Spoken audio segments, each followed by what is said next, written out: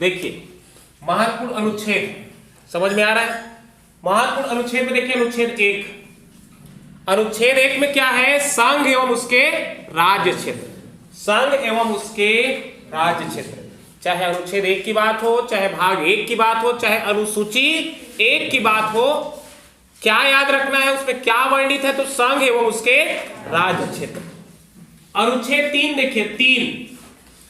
अनुच्छेद 3 क्या कहता है कि संसद को इस अनुच्छेद के तहत यह अधिकार प्रदान किया गया है कि संसद जो है नए राज्यों का निर्माण कर सकता है, उनके सीमा रेखाओं का निर्धारण कर सकता है, नाम परिवर्तित कर सकता है। किस अनुच्छेद के तहत? 3 के तहत। याद रखिएगा, नए राज्यों का निर्माण, उनकी सीमा रेखा का निर्धारण या फिर नाम परिवर्तन, यह जो अधिकार है किसको प्रदान किया गया है? संसद को प्रदान किया गया है। कौन से अनुच्छेद के तहत? 3 के तहत। तो 3 समझ में आ गया। उसके बाद देखिए 14, विधि के समक्ष समानता। ये हमारा मौलिक अधिकार समझ में आ रहा ना। मौलिक अधिकार अनुच्छेद 12 से 35। 12 में परिभाषा, 13 में अवलोकन और देखो 14 में विधि के समक्ष समानता। 14 में क्या है? विधि के समक्ष। विधि मतलब होता है कानून, चाहे वो गरीब हो चाहे अमीर हो, ठीक है, कोई भी हो, पढ़ा लिखा हो अनपढ़ हो, कानून के समक्ष उनको समानता का अधिकार है ना, हमारा संविधान देता है। तो 14 क्या है? विधि के समक्ष समानता। 15 क्या है? धर्म, मूल, वंश, जाति या जन्म के स्थान पर क्या नहीं करना है? भेदभाव नहीं करना है, भेदभाव का निषेध, ठीक है, ये 15। 16 क्या है? लोक नियोजन के अवसर की समानता। लोक नियोजन मतलब समझते हो? सरकारी नौकरी। लोक नियोजन, सबको बराबर अधिकार है। एक गरीब घर का बेटा भी क्या बन सकता है? कलेक्टर बन सकता है। लोक नियोजन के अवसर की समानता, यदि उनमें प्रतिभा है, ठीक है, तो वो भी व्यक्ति जो है, चाहे वो गरीब घर का ही क्यों ना हो, फुटपाथ पे रहने वाला ही क्यों ना हो, यदि उनमें प्रतिभा है तो हमारा संविधान, ठीक है, उनकी प्रतिभा का बिल्कुल सम्मान करता है और उनको 16 के तहत लोक नियोजन के अवसर की समानता प्रदान करता है।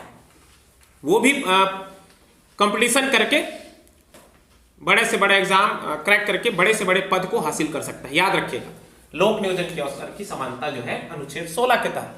17 क्या है? 17 और खतरा करके रखिएगा। 17 में मतलब जो है छुआछूत का अंत हो चुका है, अस्पृश्यता का अंत। 17 और खतरा ऐसे याद रख लेना, अस्पृश्यता का अंत हो चुका है, छुआछूत का, ठीक है। 18 क्या है? उपाधियों का, किसको छोड़ के? सेना संबंधी उपाधि और शिक्षा संबंधी उपाधि। सेना और शिक्षा संबंधी उपाधि को छोड़कर उपाधि का अंत हो चुका है। 18 उपाधियों का अंत। 19 क्या है? बोलने की आजादी, वाक स्वतंत्र अभिव्यक्ति की आजादी। और 19 का 1, ये जो है कई बार प्रश्न बन चुका है। 19 का 1 क्या है? एक तो झंडा फहराने का अधिकार। झंडा फहराने का अधिकार 15 अगस्त 2005 से 19 के 1 में वर्णित है। याद रखिएगा, क्या क्या है? झंडा फहराने का अधिकार। किसका अधिकार दिया है? झंडा फहराने का अधिकार। सूचना का अधिकार 12 अक्टूबर 2005, झंडा फहराने का अधिकार, सूचना का अधिकार और नोटा संबंधी प्रावधान किस अनुच्छेद के तहत? 19 के 1 के तहत। झंडा फहराने का अधिकार, सूचना का अधिकार और नोटा संबंधी और प्रेस की स्वतंत्रता, ये 4 चीज याद रखिएगा। क्या क्या? एक तो झंडा फहराने का अधिकार हो गया, दूसरा सूचना का अधिकार 12 अक्टूबर 2005, तीसरा नोटा संबंधी प्रावधान और चौथा प्रेस की स्वतंत्रता का वर्णन किसमें है? तो 19 का 1 में है। बहुत ही महत्वपूर्ण है, याद रखिएगा।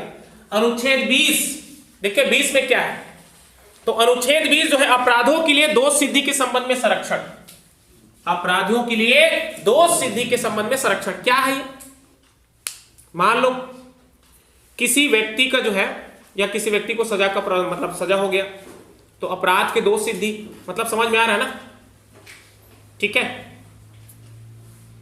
कैसे दोष सिद्धि? मतलब मान लो उनकी दोष सिद्ध हो गई, ठीक है, दोष सिद्ध हो गई और वर्तमान में मान लो जो भी सजा का प्रावधान है, जैसे चोरी के लिए 6 महीना, उदाहरण के रूप में मैं बता रहा हूं आपको, चोरी के लिए अभी वर्तमान में 6 महीने की सजा का प्रावधान है। कल सजा में संशोधन होता है और जो व्यक्ति चोरी कर रहा है उसको 5 साल की सजा। तो अभी मान लो जिसने चोरी किया और अभी जो कानून लागू है 6 महीने वाला, ठीक है, उस व्यक्ति को केवल कितने दिन के लिए? 6 महीने के लिए सजा का प्रावधान, न कि कल जो है आज मान लो प्रावधान 6 महीने का है, कल संशोधन होकर 6 साल हो जाए तो 6 साल का प्रावधान उनको, मतलब 6 साल की सजा उनको नहीं होगी। जिस समय जो कानून लागू होता है उसी के तहत सजा का प्रावधान। मतलब याद रखिएगा अनुच्छेद जो 20 है क्या कहता है, अपराधों के लिए दोष सिद्धि के संबंध में संरक्षण, अपराध के लिए दोष है ना, दोष सिद्धि के संबंध में संरक्षण। 21 क्या है देखिए, 21 में आपको मैं बताता हूं, प्राण एवं दैहिक स्वतंत्रता का अधिकार, निजता का अधिकार, प्राण एवं दैहिक स्वतंत्रता का अधिकार, निजता का अधिकार और विदेश जाने का अधिकार। ये 3 चीज याद रखिएगा 21 में, बहुत ही महत्वपूर्ण है।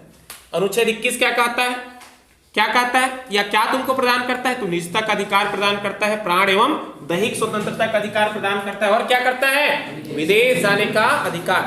ठीक है। 21 का तो 21 का में आपको मैं पढ़ाया था, 6 से 14 वर्ष के बच्चे को निःशुल्क और अनिवार्य शिक्षा का प्रावधान है। 6 से 14 वर्ष के बच्चे को निःशुल्क और अनिवार्य शिक्षा का प्रावधान कौन से संविधान संशोधन के तहत इसको लाया गया, कौन से संविधान संशोधन, 86वां संविधान संशोधन 2002 के तहत इसको। और ये हमारा कौन से नंबर का मौलिक कर्तव्य बनता है, 11वें नंबर का मौलिक कर्तव्य।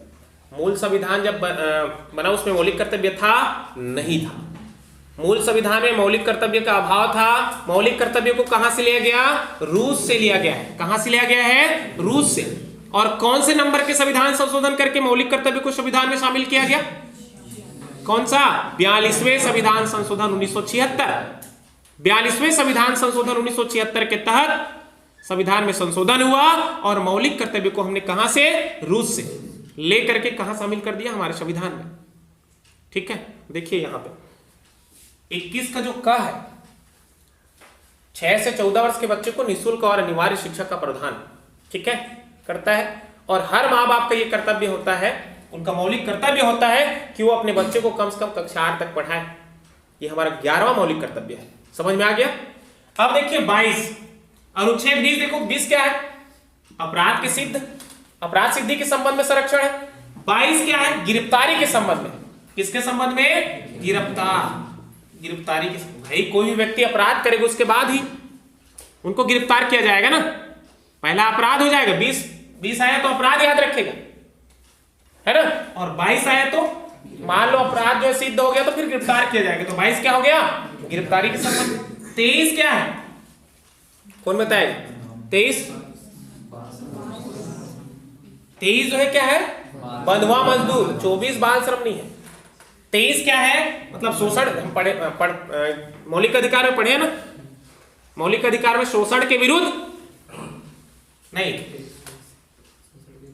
शोषण के विरुद्ध क्या है, अधिकार। 23 और 24 दो ठो हमारा अनुच्छेद, 23 और 24 में शोषण के विरुद्ध अधिकार। तो 23 क्या है, किसी भी व्यक्ति को तुम जबरन जो है काम पे नहीं रख सकते, बंधुआ मजदूर नहीं बना सकते, बालात श्रम नहीं कर सकते। ठीक है, समझ में आ रहा है ना। उनके साथ तुम बालात, है ना, उनको बलपूर्वक जो है काम पे नहीं रख सकते, सीधी सी बात, बंधुआ मजदूर बना के नहीं सकते। ये जो है अनुच्छेद 23 शोषण के विरुद्ध अधिकार। और 24 में जो कारखाने वगैरह में बाल, जो छोटे छोटे बालक 14 वर्ष से कम उम्र के जो बालक है उनको आप काम पे नहीं रख सकते। ये जो है 24 कहता है। 26 क्या है, धार्मिक जो है आयोजन के प्रबंध के संबंध में है 26। और 27 देखिए, प्रबंध करोगे तो हम लोग क्या करते हैं, गांव में चंदा वंदा। 26 में क्या है, 26 में धार्मिक आयोजन के प्रबंध के संबंध में प्रावधान है। और 27 में चंदा एकत्रित करने का। ठीक है, और चंदा तभी तुम मांगोगे जब सामने वाला तुमको स्वेच्छा से दे रहा है। ठीक है, ऐसा नहीं कि संविधान में लिखा गया चंदा एकत्रित करने का अधिकार हमको दिया गया, तो ऐसा नहीं किसी घर में जाके जबरन उनसे चंदा वसूलो। समझ में आ रहा है ना, जब वो स्वेच्छा से दे रहा है तब वसूली करो। 29 क्या है, देखो 29 क्या है, अल्पसंख्यक वर्गों के हितों के संरक्षण। और 31 में देखो संपत्ति का अधिकार को क्या किया गया, यहीं पे था ना 31 में संपत्ति का अधिकार। हमारा जब संविधान बना तो मौलिक अधिकारों की संख्या थी 7। मौलिक अधिकारों की संख्या कितनी थी, 7 थी। 7वें नंबर का हमारे कहने का मतलब 7वां ये जो संपत्ति का अधिकार है इसको क्या कर दिया गया, समाप्त कर दिया गया। किसमें था ये, 31 में था। अनुच्छेद 31 में संपत्ति का अधिकार था, इसको क्या कर दिया गया, समाप्त। अनुच्छेद 40 बहुत ही महत्वपूर्ण है, ग्राम पंचायत का गठन। 40 में क्या है? ग्राम पंचायत का गठन। 48 में गौवंशी पशु हत्या पर रोक। ये जितना भी अनुच्छेद है महत्वपूर्ण अनुच्छेद है और सब जो है पूछा गया अनुच्छेद। 48 में याद रखें गौवंशी हत्या पर रोक, और 48 का वन्य जीव संरक्षण, पर्यावरण संरक्षण इत्यादि, इसको याद रखेगा। देखिए 48 में क्या है? तो गौवंशी पशु हत्या पर रोक, और 48 का वन्य जीव संरक्षण, पर्यावरण संरक्षण इत्यादि बिल्कुल याद रखेगा। और 51 का देखिए, मैंने बताया ना 51 का मौलिक कर्तव्य, मौलिक कर्तव्य। 51 का में क्या है? मौलिक कर्तव्य। आपको पता होगा भाग 4 में नीति निर्देशक तत्व, ठीक है, और भाग 4 के क में मौलिक कर्तव्य। भाग 4 का मौलिक कर्तव्य और 51 का। अनुच्छेद 52 देखिए राष्ट्रपति का पद, और अनुच्छेद 54 राष्ट्रपति का निर्वाचन। 52 में क्या है? राष्ट्रपति का पद है, 54 में उनका निर्वाचन, और 59 में शर्तें। राष्ट्रपति पद के लिए या कोई व्यक्ति राष्ट्रपति का चुनाव लड़ रहा है तो जो भी शर्त होगा तो शर्तें याद रखेगा, राष्ट्रपति पद के लिए शर्तें। और 60 में क्या है? शपथ। स से 60 और स से राष्ट्रपति का शपथ। अनुच्छेद 60 में शपथ करके याद रखो। 61 में महाभियोग। 61, ठीक है, महाभियोग याद रख लेना। राष्ट्रपति को हम पद से कब हटाएंगे? उन पर महाभियोग लगा करके, और महाभियोग लगाने से पूर्व कितने दिन पूर्व उनको सूचना देना होगा? 14 दिन पूर्व हमको क्या देना पड़ेगा? सूचना देना पड़ेगा। महाभियोग बहुत बड़ा, मान लो कुछ गलत किया है, ठीक है, तब हम उसको उस पर महाभियोग 61 के तहत लगा करके, ठीक है, याद रखिएगा, पद से हटाएंगे। 63 में क्या है? उपराष्ट्रपति। 63 में क्या है? उपराष्ट्रपति का पद। 72 समझ में आ रहा है ना? 72 तो राष्ट्रपति जो है क्षमादान कर सकता है, राष्ट्रपति को क्षमादान की शक्ति है। 72 तार देगा वो, जिनके ऊपर भी हाथ रखा वो तर जाएगा। 72 बिल्कुल याद रखिए। उसके बाद 76 में क्या है? हाँ, महान्यायवादी। अनुच्छेद 76 में क्या है? महान्यायवादी, ठीक है, भारत का महान्यायवादी। 79 देखिए मैंने सरला करके बताया था। 79, 80, 81। 79 में क्या है? संसद। 80 में क्या है? राज्यसभा, और 81 में लोकसभा, ठीक है। सरला करके रटोगे तो याद हो जाता है। स से क्या हो गया? 79 में संसद, र से राज्यसभा 80, और ल से लोकसभा 81। उसके बाद 93 में क्या है? 93 में लोकसभा अध्यक्ष व उपाध्यक्ष। 93 में क्या है? लोकसभा अध्यक्ष और उपाध्यक्ष, याद रखिएगा। 93 में लोकसभा अध्यक्ष और उपाध्यक्ष। 108 संसद का संयुक्त अधिवेशन। बहुत बार इसके बारे में मैंने आपको बताया। संसद का संयुक्त अधिवेशन कौन आहूत करता है, कौन बुलाता है? राष्ट्रपति बुलाता है, ठीक है, याद रखिएगा। 108 संसद का संयुक्त अधिवेशन। 110 धन विधेयक। कोई भी विधेयक, धन विधेयक यानी इसका अंतिम निर्णय कौन करता है? लोकसभा अध्यक्ष करता है। बहुत बार पूछा गया प्रश्न है। 110 110 याद रखिएगा, धन विधेयक, ठीक है। कोई भी विधेयक, धन विधेयक या नहीं, इसका अंतिम निर्णय लोकसभा अध्यक्ष करता है, बिल्कुल याद रखिएगा। 111 राष्ट्रपति को वीटो पावर। आपको मैंने बताया था पहली बार वीटो पावर का प्रयोग किस राष्ट्रपति ने किया? तो ज्ञानी जैल सिंह ने किया था 1986 में। कब किया था? 1986 में, डाक अधिनियम पारित करके, ठीक है। 111 याद रखिएगा, 111 वीटो पावर। किसको वीटो पावर प्राप्त होता है? तो राष्ट्रपति को वीटो पावर प्राप्त होता है अनुच्छेद 111 के तहत, ठीक है। और पहली बार वीटो पावर मतलब समझ में आता है क्या होता है इसका? वीटो पावर मतलब निषेधाधिकार, निषेध करने का अधिकार, मना करने का अधिकार। वीटो मतलब निषेध, वीटो पावर मतलब निषेधाधिकार होता है, और रीट मतलब विशेषाधिकार। जैसे मैंने पूर्व में बताया था ना, संविधान में हमने पढ़ा कि हमारा जो 6 मौलिक अधिकार है, यदि उसकी संरक्षण के लिए है ना, 6 मौलिक अधिकार के संरक्षण के लिए 5 प्रकार के रीट, ठीक है। कितने प्रकार के रीट? 5 प्रकार के रीट, उनकी रक्षा के लिए।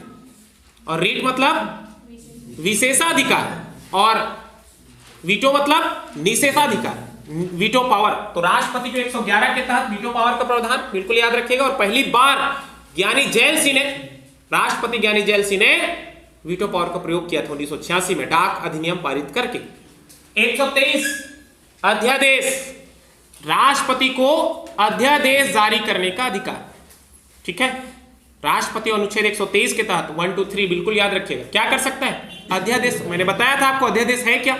मान लो संसद सत्र में नहीं होता है और राष्ट्रपति को देश हित के लिए कानून बनाना अति आवश्यक हो जाता है, उस स्थिति में राष्ट्रपति क्या करता है? इस शक्ति का इस्तेमाल कर लेता है और कानून बना देता है। समझ में आ रहा है ना? राष्ट्रपति को अनुच्छेद 123 के तहत क्या? अध्यादेश जारी करने का अधिकार। क्या है अध्यादेश? क्या है अध्यादेश? जब संसद सत्र पे नहीं होता और देश हित के लिए कानून बनाना अति अनिवार्य हो जाता है, उस स्थिति में राष्ट्रपति अध्यादेश जारी करता है। ठीक है, समझ में आ रहा है ना? अध्यादेश जारी तो हो गया और संसद सत्र में आने के कितने समय के बाद उसको संसद में पारित होने अनिवार्य है? 6 सप्ताह। 6 सप्ताह है, 6। समझ में आ रहा है? कितने दिन के बाद? 6 सप्ताह। 124 देखिए क्या है? उच्चतम न्यायालय। 124 में क्या है? उच्चतम न्यायालय की स्थापना व गठन। 148 नियंत्रक एवं महालेखा परीक्षक। 148 में क्या है? नियंत्रक एवं महालेखा परीक्षक। 153 में है राज्यों के राज्यपाल, राज्यों के राज्यपाल। और 155 में उनका है। 155 में राज्यपाल की नियुक्ति। क्या है? नियुक्ति है। 161 पता है आपको? राज्यपाल को क्षमादान की शक्ति। ठीक है, किसको छोड़ करके? सेना और मृत्युदंड की जो सजा है ना, और सेना संबंधी जो भी मतलब जो है सजा सुनाया गया है उसको छोड़ करके राज्यपाल 161 के तहत क्या कर सकता है? क्षमादान कर सकता है। राष्ट्रपति 72 और राज्यपाल 161। 171 में क्या है? विधान परिषदों की संरचना। 171 में क्या है? विधान परिषदों की संरचना। और 178 में विधानसभा के अध्यक्ष और उपाध्यक्ष। 93 में क्या है? लोकसभा अध्यक्ष और उपाध्यक्ष। और 178 में क्या है? विधानसभा अध्यक्ष और उपाध्यक्ष। 213 में देखिए राज्यपाल को अध्यादेश जारी करने की शक्ति। ठीक है, देखो एक चीज याद रखिएगा, राष्ट्रपति को देखो 123 1 2 3 ये राष्ट्रपति है। अब देखो यहां पे क्या करना, आप 2 को जो है सामने ले आना, 2 1 3 हो जाएगा। देखो 123 में राष्ट्रपति अध्यादेश जारी कर सकता है और 213 में राज्यपाल अध्यादेश जारी कर सकता है। करना क्या है? ये 2 को जो है ना सामने लाना है बस, तो 213 हो जाएगा। 1 2 3 ये क्या हो जाएगा? 2 1 3। ठीक है, अब देखिए 214 ये दोनों बिल्कुल याद हो जाएगा। यहां क्या होगा? उच्च न्यायालय का गठन होगा। 124 में उच्चतम न्यायालय, ठीक है, और 214 में उच्च न्यायालय। यहां भी देखो 1 2 का 4 है, यहां 124, तो ये क्या हो जाएगा? 2 1 का 4। सेम देखियो दोनों एक जगह ही है और बिल्कुल याद हो जाएगा। 123 के तहत राष्ट्रपति को अध्यादेश जारी करने का प्रावधान और 213 के तहत राज्यों में राज्यपाल को अध्यादेश जारी करने का प्रावधान। 124 में उच्चतम न्यायालय, 124 में उच्चतम न्यायालय, 214 में उच्च न्यायालय। देखो यहां पे ये 2 को सामने लाने की जरूरत है बस, दोनों में 2 को सामने लाओ। 123 में 2 को यहां सामने लाओगे तो 213 होगा, राज्यपाल को अधिकार मिलेगा। 124 में 2 को सामने लाओगे तो 214 होगा। समझ में आ गया? अब इसके बाद 243 देखिए, 243 में क्या है? पंचायत की परिभाषा है। पंचायत की परिभाषा 243 में पंचायत की परिभाषा है। और 243 क से अड़ा तक पंचायत संबंधी प्रावधान। क से अड़ा तक क्या? पंचायत संबंधी प्रावधान। 263 अंतरराज्यीय परिषद। 263 में क्या है? अंतरराज्यीय परिषद। 280 वित्त आयोग। और 300 के काम में वो जो हमारा संपत्ति का अधिकार था उसी को यहां लाके क्या कर दिया गया है? जोड़ दिया गया है। ठीक है, 300 के काम। 280 क्या? वित्त आयोग। प्रथम वित्त आयोग के अध्यक्ष कौन थे? केसी नियोगी। बिल्कुल याद रखिएगा। अनुच्छेद 312, 300 का काम समझ में आ गया ना? संपत्ति का अधिकार को यहीं पे रखा गया है, समाप्त हो गया है। निरसन। 312 में अखिल भारतीय सेवाएं, अखिल भारतीय सेवा के अंतर्गत जैसे मैंने बताया था आईएएस, आईपीएस और आईएफएस, ठीक है, Indian administrative service, Indian police service और इंडियन फॉरेस्ट सर्विस, ये अखिल भारतीय सेवा 312। 324 निर्वाचन, 324 में क्या है, निर्वाचन। और 331 के तहत लोकसभा में राष्ट्रपति द्वारा 2 आंग्ल भारतीय का क्या, मनोनयन, ठीक है। और राज्यसभा में कितने का, 12 का। कौन सा अनुच्छेद के तहत, 83 के तहत। 83 के तहत राष्ट्रपति राज्यसभा में 12 लोगों को क्या कर सकता है, मनोनयन कर सकता है। और 331 के तहत लोकसभा में 2 लोगों का क्या कर सकता है, मनोनयन। 340 में क्या है देखिए, 340 में पिछड़ा वर्ग आयोग, 340 में पिछड़ा वर्ग, 341 में अनुसूचित जाति और 342 में अनुसूचित जनजाति। राष्ट्रपति किसी भी जाति को अनुसूचित जनजाति घोषित कर सकता है, किसके तहत, और अनुसूचित जाति 341 के तहत। तो याद रखना 40, 41, 42, 40 में पिछड़ा वर्ग आयोग, 41 में अनुसूचित जाति और 42 में अनुसूचित जनजाति है। 343 क्या, राजभाषा, संघ की राजभाषा। संघ की राजभाषा क्या है, हिंदी। भारत की राजभाषा क्या है, हिंदी। मैंने आपको बताया था कि भारत की कोई राष्ट्रीय भाषा नहीं है, हिंदी को राष्ट्रीय भाषा ऐसा नहीं, हिंदी को केवल राजभाषा के रूप में, और राजभाषा के रूप में कब अपनाया, तो 14 सितंबर 1949 को, 14 सितंबर 1949। इसलिए 14 सितंबर को राष्ट्रीय हिंदी दिवस के रूप में मनाया जाता है। 10 जनवरी अभी गया, विश्व हिंदी दिवस, ठीक है। और पहला कब हुआ था, विश्व हिंदी सम्मेलन कब हुआ था, 1978 नागपुर में हुआ था। कहां पे हुआ था, नागपुर। 350 का क्या देखिए, 350 का क्या कहता है कि प्राथमिक स्तर के बच्चों को मातृभाषा में शिक्षा का प्रावधान। 350 का 352 में देखिए राष्ट्रीयपात, 3 बार राष्ट्रीयपात, समझ में आ रहा है। पहली बार 1962 में भारत चीन युद्ध, दूसरी बार भारत और पाकिस्तान 1971, और तीसरी बार जो है आंतरिक अशांति है करके 1975 में। उस समय प्रधानमंत्री थी इंदिरा गांधी, समझ में आ रहा है। तो 3 बार जो है राष्ट्रीयपात भारत में लग चुका है। याद रखेंगे 352 के तहत आपातकाल, और आपातकाल कहां से लिया गया है, जर्मनी से लिया गया है, ठीक है। 356 में राज्यपात, 356 में राज्यपात, और 360 में वित्तीयपात। वित्तीयपात अभी एक भी बार नहीं लगा है, याद रखेगा, वित्तीयपात एक भी बार नहीं लगा है। 368 में संविधान संशोधन, 368 में क्या है, संविधान संशोधन, कहां से, अफ्रीका से, दक्षिण अफ्रीका से लिया गया है। और 394 का ठीक है, अंग्रेजी भाषा में लिखा गया है, मान लो उसको हिंदी भाषा में अनुवाद करना है, ठीक है। 394 का बिल्कुल याद रखिएगा, अनुवाद कहां से, किसका, 394 का हिंदी भाषा में प्राधिकृत पाठ या हिंदी भाषा में अनुवाद का प्रावधान। कोई भी भाषा में लिखा है, मान लो अंग्रेजी में लिखा है तो उसको हिंदी में अनुवाद करना है, तो 394 का ये जितना मैंने बताया ना आपको, ये बहुत ही महत्वपूर्ण अनुच्छेद है, इनको छोड़ना ही नहीं है। वैसे तो 395, ठीक है, 395 जब हमारा संविधान बना तो कितने अनुच्छेद, 395। अभी उसको और मतलब बढ़ा दिया गया है, जैसे अब यहीं पे देखो 394, तो 394 का क्या हो गया है, क्या हो गया है, गिनोगे तो ज्यादा हो जाएगा, 444 प्लस है, समझ में आ रहा है। देखो ना यहाँ पे 300 का इधर भी होगा, देखो ये 243 का से अड़ा तक, 51 का 48 का, ये दुनिया भर का तुमको मिलेगा, 21 का है ना, 19 का, देखो 19 का भी होगा यहाँ पे एक, है ना। तो ये सब जो है बहुत सारे अनुच्छेद आपको मिलेंगे, लेकिन ये जो है ना सार है, इनको जो है याद करना बहुत जरूरी है।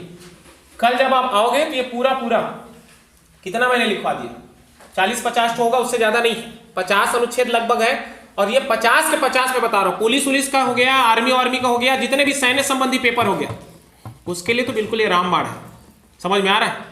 बिल्कुल रटे, याद करिए, समझ में आ गया ना, पूरा एक लाइन से पूरा याद कर लीजिए, ठीक है भाई, ठीक।